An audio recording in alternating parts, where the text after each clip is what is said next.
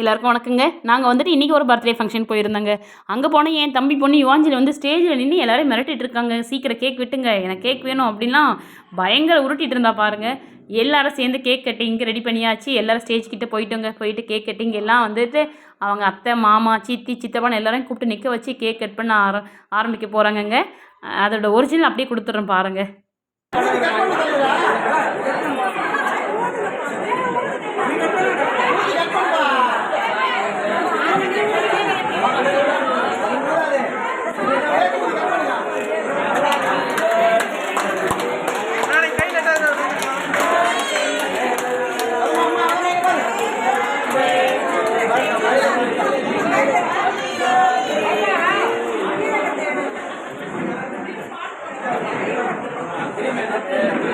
எல்லாரும் ஒரு வழியாக கேக் கட் பண்ணிவிட்டு பாப்பாவுக்கு ஹாப்பி பர்த்டே டு யூன்னு சொல்லிட்டு விஷ் பண்ணி அழகாக பாட்டு பாட ஆரம்பிச்சிட்டோங்க. பாட்டு பாடிட்டு குழந்தைக்கு வந்துட்டு கேக்லாம் ஊட்டிட்டு எல்லாருக்கும் ஒரு ஹாய் ஹலோ சொல்லிவிட்டு நாங்கள் வந்துட்டு ஸ்டேஜ்லேருந்து கீழே இறங்கலான்னு சொல்லிட்டு நகர ஆரம்பிச்சிட்டோங்க. ரொம்ப சந்தோஷமாக இருந்துச்சுங்க. ஏன்னா எங்கள் மாமா பேத்தி குழந்தை வந்து வேதாஸ்ரீ வந்துட்டு எங்கள் மாமாவோடைய பேத்தி ரொம்ப நல்ல குழந்தைங்க. அவள் எப்போவுமே க்யூட்டாக அது மோஸ்ட்லி வந்து டிஸ்டர்பே பண்ண மாட்டாள் அவங்க அம்மாவை கூட. அந்தளவுக்கு அவள் சைலண்ட்டான குழந்தைங்க.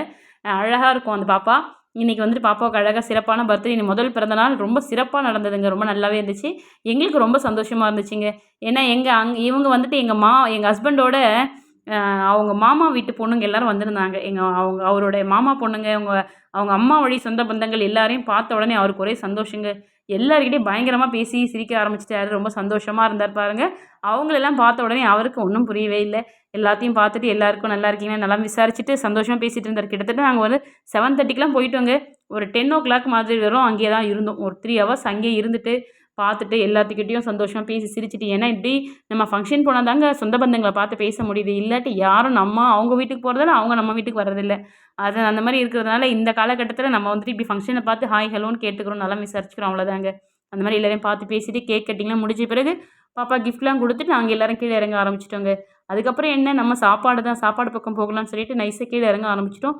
அவள் வேதாஸ்ரீ வந்துட்டு அவங்க அம்மாவை விட அவங்க சித்திக்கிட்ட தாங்க ரொம்ப ஒட்டி இருந்தா. ரொம்ப பெட்டாக இருந்தா. ஏன்னா அவங்க சித்தி ரொம்ப நல்லா கேர் பண்ணி பார்த்துக்குவா. வீட்டில் கூட அவங்க சித்தி கூடவே தான் ஒட்டி இருந்தா. அவங்க சித்தி தான் தூக்க சொல்லிட்டு இருந்தா.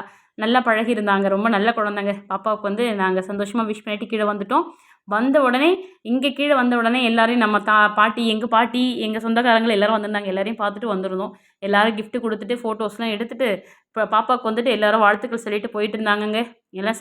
எல்லாம் பார்த்து முடிச்ச பிறகு நாங்கள் வந்து சாப்பிடலான்னு கீழே வந்தோம். கீழே வந்தோடனே வெஜ் ரைஸ் சாப்பிட்டுட்டு நாங்கள் சந்தோஷமாக வீட்டுக்கு வந்துட்டோங்க. ரொம்ப நல்லாவே இருந்துச்சுங்க. பாப்பாவுக்கு எல்லோரும் நீங்கள் விஷ் பண்ணிவிடுங்க. கண்டிப்பாக விஷ் பண்ணுங்கள்.